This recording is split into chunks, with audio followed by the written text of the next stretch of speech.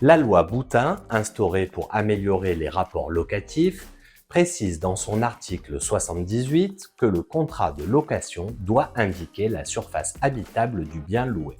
Cette obligation est en vigueur depuis le 25 mars 2009 et concerne uniquement les nouveaux contrats de location de logements vides utilisés comme résidence principale.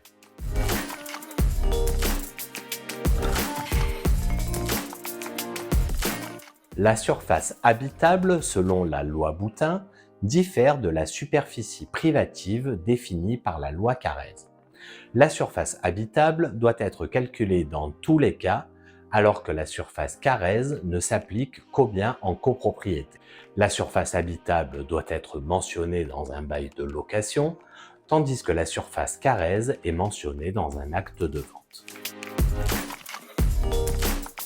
La surface habitable correspond à la surface de plancher construite après déduction des surfaces occupées par les murs, cloisons, marches, cages d'escalier, gaines, embrasures de portes et fenêtres, ainsi que les parties dont la hauteur est inférieure à 1,80 m. À la différence de la loi Carrez, elle exclut les combles non aménagés, les sous-sols, les caves, les terrasses, les loggias, les balcons, les séchoirs extérieurs, les vérandas et d'autres dépendances des logements. Terrasse, balcon, non pour les deux. Cave, garage, parking, non pour les deux. Autre sous-sol, oui pour Carrez, non pour Boutin. Comble aménagé, oui pour les deux. Comble non aménagé, oui pour Carrez, non pour Boutin. Grenier, oui pour Carrez, non pour Boutin. Réserve, oui pour Carrez, non pour Boutin. Remise, oui pour Carrez, non pour Boutin. Véranda, oui pour Carrez, non pour Boutin.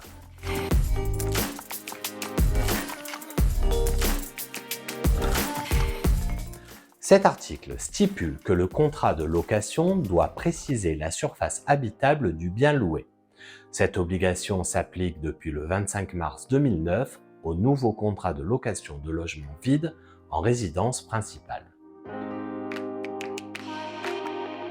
Le contrat de location doit indiquer plusieurs informations importantes comme le nom du bailleur, la date de prise d'effet, la durée, la description des locaux et équipements, le montant du loyer, les modalités de paiement et le montant du dépôt de garantie.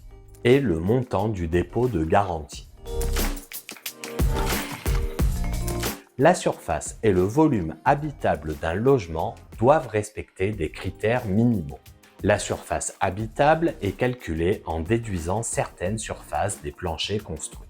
Sont exclus du mesurage les combles non aménagés, caves, sous-sol, remises, garages, terrasses, loggias, balcons, séchoirs extérieurs, vérandas, ainsi que certains volumes vitrés et autres dépendances.